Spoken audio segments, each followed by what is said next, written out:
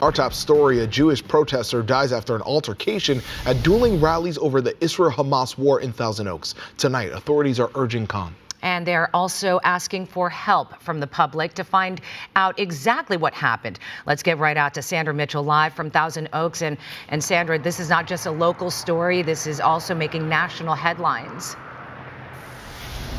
Yeah, it really is. A lot of people saying this is the first death of an Israeli supporter, a Jew, since that deadly attack by Hamas in Israel. That was exactly 1 month ago. Right now, we are standing on the spot where this husband, father, and grandfather received those head injuries that would eventually lead to his death. The very latest on the investigation now, we know that sheriff's deputies have searched the suspect's home in Moore Park.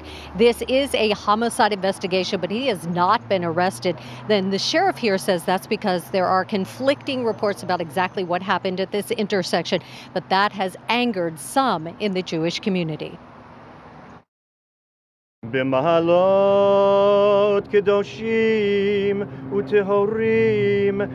the same intersection where a 69-year-old Jewish man died while participating in a pro-Israel gathering, Jews came together again today to honor his life and push for justice. That right here a Jew was murdered. The Ventura County Sheriff's Department is investigating the death of Paul Kessler of Thousand Oaks, who died in a confrontation with a pro-Palestinian demonstrator.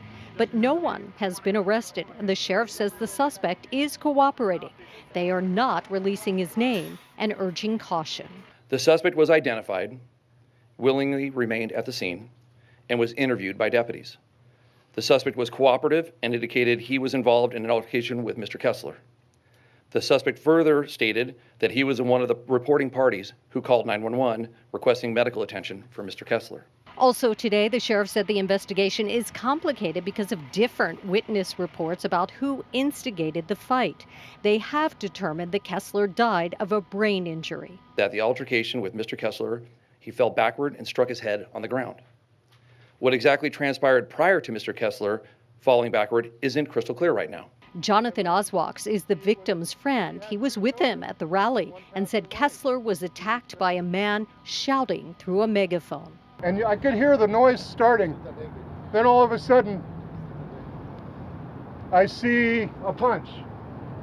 The reason I know that I could see the punch was because it was the white megaphone flying through the air.